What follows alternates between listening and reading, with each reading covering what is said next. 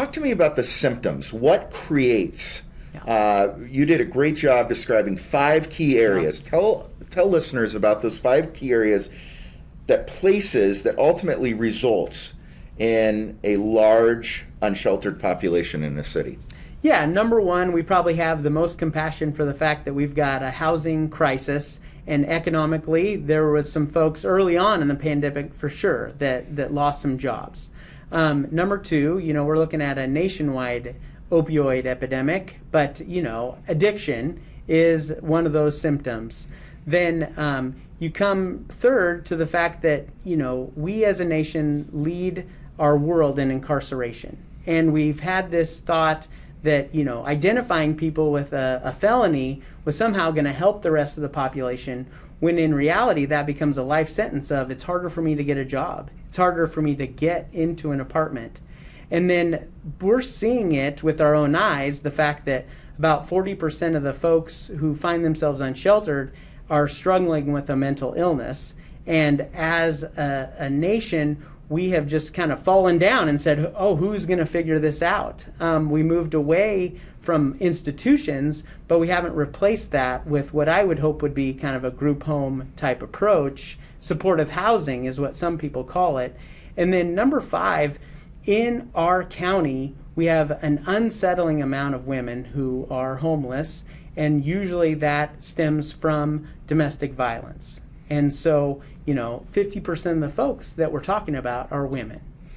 We're going to dive into the subject of over 55 and women in a moment, but this is an indictment on a state government that has essentially turned its back on those suffering from the most challenging of mental illnesses, putting them on the street in an environment they would never be allowed to thrive or come through in a successful way to interact with society.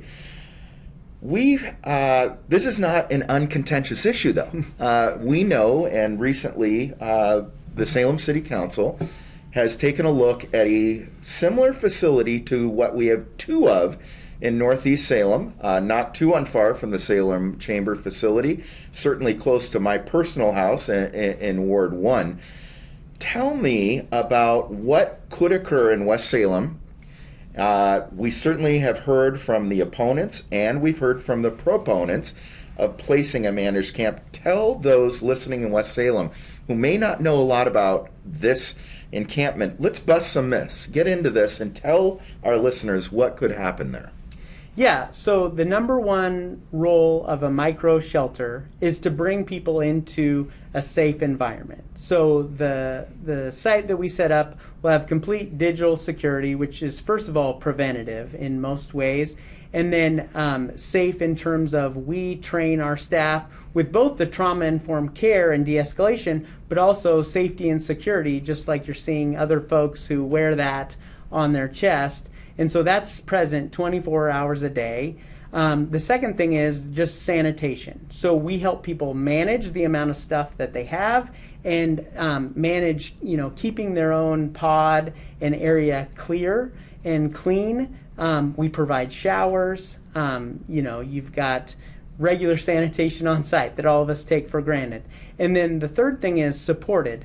So we realized, we've been doing this kind of relational navigation with people to other services for years, but the support is at a whole nother level now, where we have a case manager on site that people are required to meet with, and then other partners, the Salem Housing Authority, our other housing specialists, they're out weekly to meet with our folks, again, in a very, peaceful, calm, supported environment where they're making so much more progress than they ever had.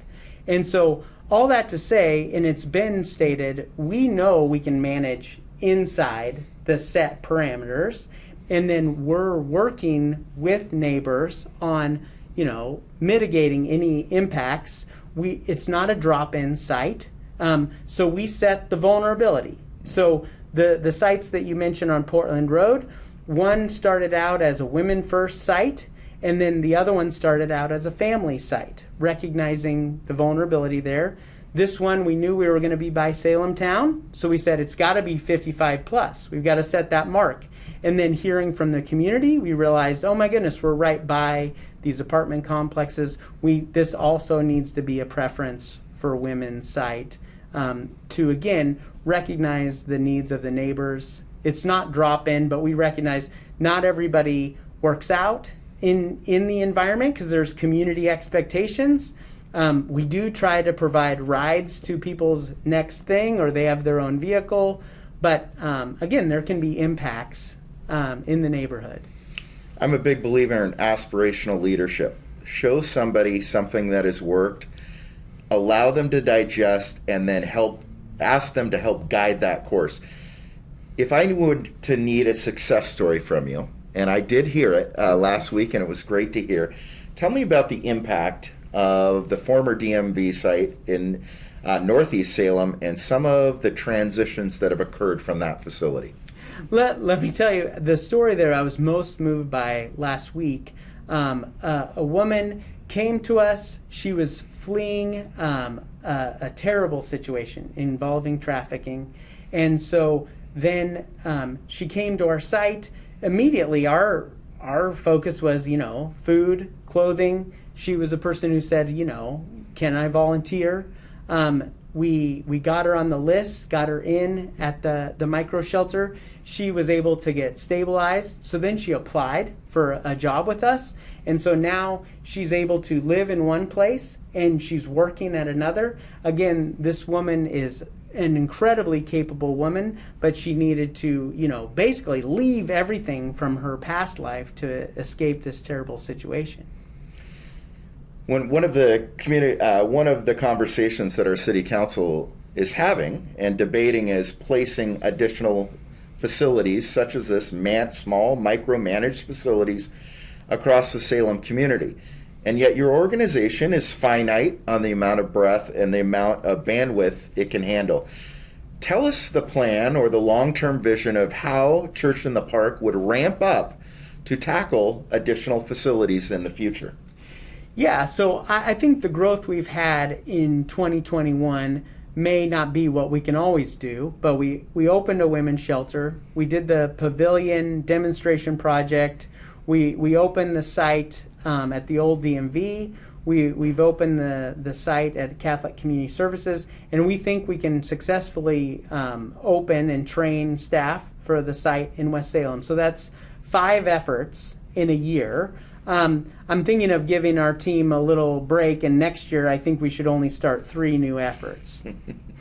Well, there's some tongue-in-cheek there, but I do appreciate, as the manager of and the orchestrator of such complex roles, it is good to kind of know what we are capable of to not let our community down.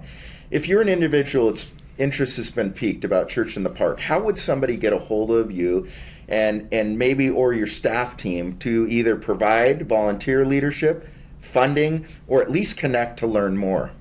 Yeah, I mean, most people are going to be able to search Church at the Park, Salem, Oregon. They're going to see our Facebook. They're going to see our website. Contact us. Someone will immediately get back to them. Most of us do not wake up each day and face the complexities that DJ and his team do. And we're very blessed to have you working in this community.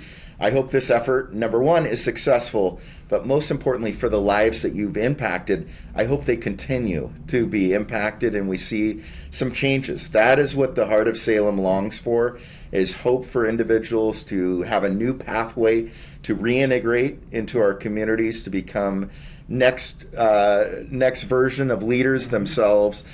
Most importantly, have the dignity of receiving a paycheck, to come home to a place you reside, to feel safe. And when we look at, oftentimes when I speak to the young people coming into Salem Kaiser School District, if they don't have food or a shelter, how can we ever expect them to then come in and learn early in the morning? So DJ, the work that you and your team are doing is incredible, and we must thank you for that. And I hope if this podcast has piqued any of the listeners' ears and saying, hey boy, I want to become a part of it, we have a great liaison to do just that.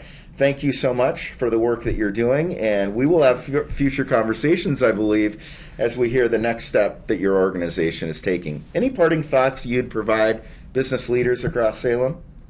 No, I just really resonated with what you were sharing. Our desire is not just to ask people to provide, food and blankets, but it's to create that beloved community where all of us can be a part and belong. Salem Leadership Foundation, Church of the Park. DJ Vincent doing great things right here in Salem.